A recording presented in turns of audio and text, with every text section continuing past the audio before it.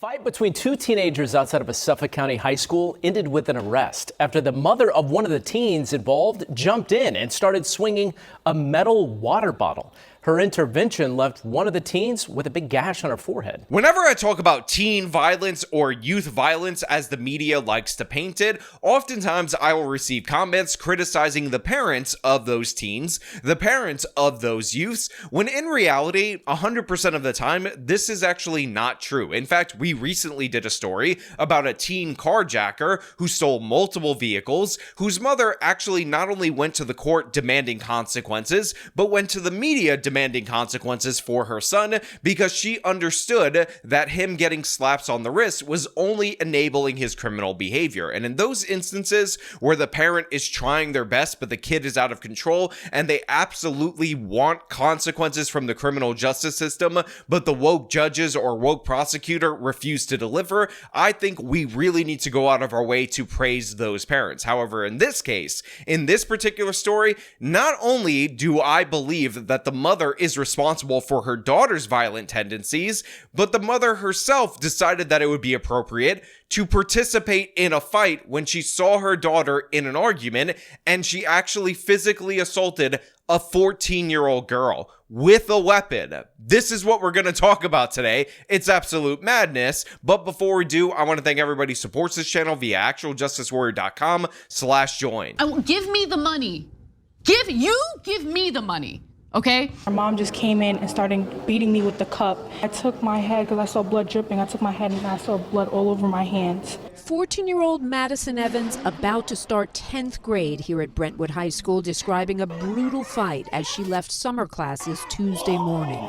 In this video taken by her cousin, you can see her arguing with another. So look, already there's a bunch of different red flags in this particular case. First and foremost, what is described as an argument is an argument that is rapidly escalating to a physical altercation. And of course, this is happening at a summer school. So we're talking about kids that already aren't doing well in school, but it is very important for you to understand that we're also discussing 9th graders moving on to 10th grade. So these are high schoolers, sophomores. This is who we're discussing, and you have this level of craziness outside of a public school, and actually just outside of a public school, since it appears that the altercation started within the school. But what you guys might not notice is that one of these things is not like the other. One of these people is not being blurred because they are not a student. This is, in fact, a mother, the mother of this particular child, and she is going to take this to a whole other level, despite the fact that you have school security. Other student,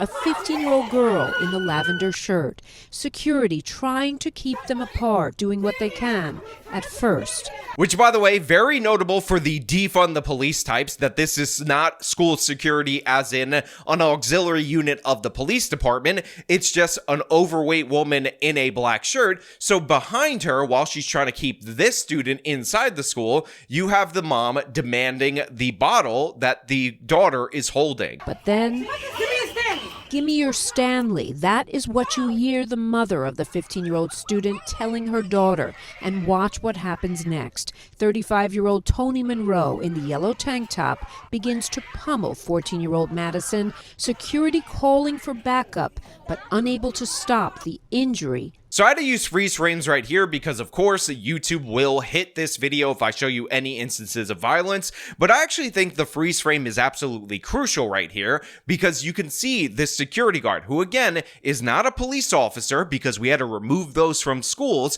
because, you know, defund the police and the police are evil, white, and racist, standing aside as this mother is pummeling this 14-year-old girl in the head with one of those Stanley cups, which is being described as a metal bottle throughout the course of all the different reports that I find. And yeah, this is one of the problems when you decide to replace your actual police, people with authority and skills in order to deal with violence to this scale, with regular ordinary people in just a regular black shirt that obviously can't handle this situation. While she's standing aside and calling for backup, this girl is getting pummeled, and you could see by this image of her in this interview that her head was split open by said water bottle. Again, absolute madness right here. Completely inappropriate and inexcusable behavior from the mother. Obviously, that should go without saying.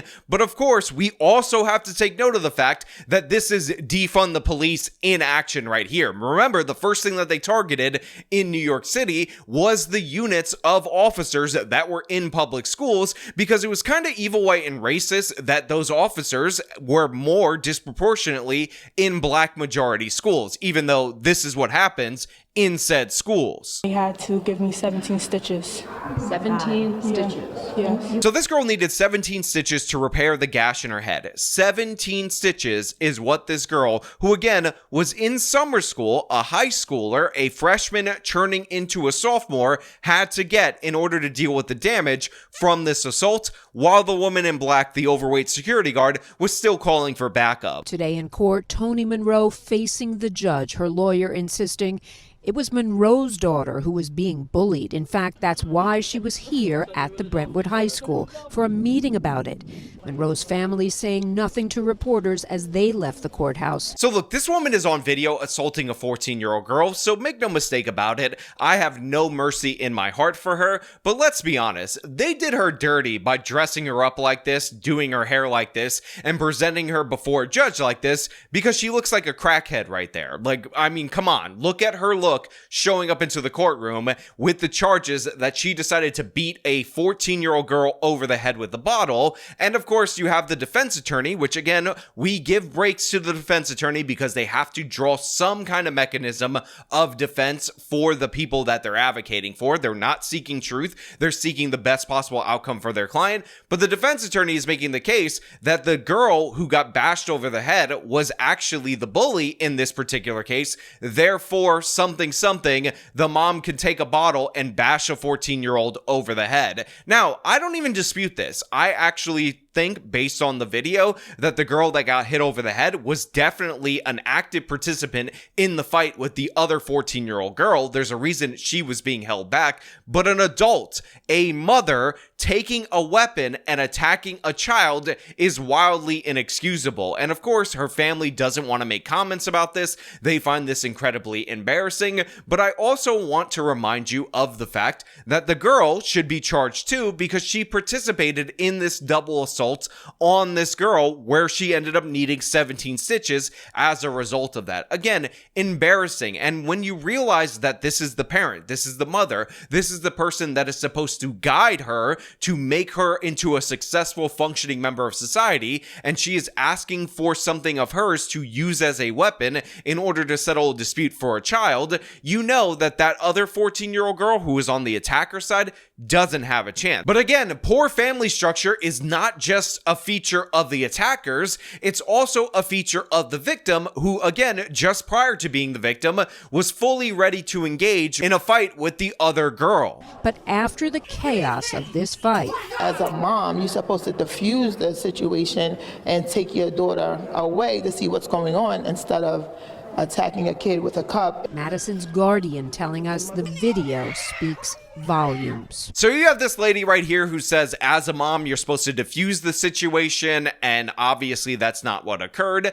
And then we hear from Madison's guardian, because it appears that Madison does not actually have a mother or anybody in her life other than this person who is her legal guardian, because again, this all involves poor family structure. Bad decisions in the raising of these children ended up leading to a situation where they're ready to fight, ready to scrap in a high school. The only thing that makes this situation extra unique is that you have a mother participating in that strike. We have an example of the bad decisions in real time that led her daughter to be this way in this actual engagement. But of course, this girl Madison, the victim in this particular case, she also has bad family structure, and she was popping off at the beginning of the video just as much as the other girl. She could have died.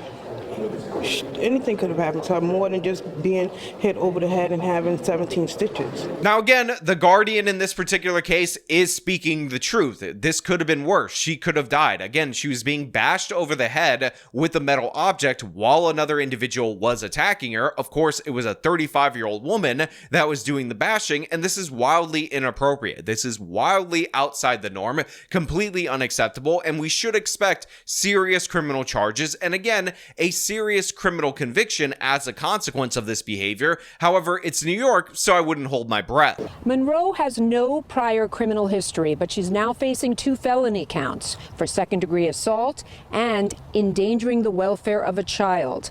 The judge released her with GPS monitoring. He also issued an order of protection. Now look, you guys can argue about whether or not bail is appropriate for this particular case, but I will just point out that because it's New York, we end up in a situation where we get a same-day automatic release or next-day automatic release in this particular case with GPS monitoring. Now, of course, the mother has no previous known criminal history to the courts at this moment in time, so that could factor into whether or not you're going to release her on her own recognizance. But to me, when you take a weapon and mercilessly attack a child at a school, maybe, just maybe, we're going to charge you something in order to keep you in jail for a little while to make sure you return to court. Maybe, just maybe, we're not just going to drop a little ankle monitor on you and hope that everything's all right. But of course, I want to know what you guys think about this down in the comments below. What do you think about the fact that they didn't have officers in this Islip school running security? Instead, they had some overweight woman wearing a black t-shirt. What do you think about the mother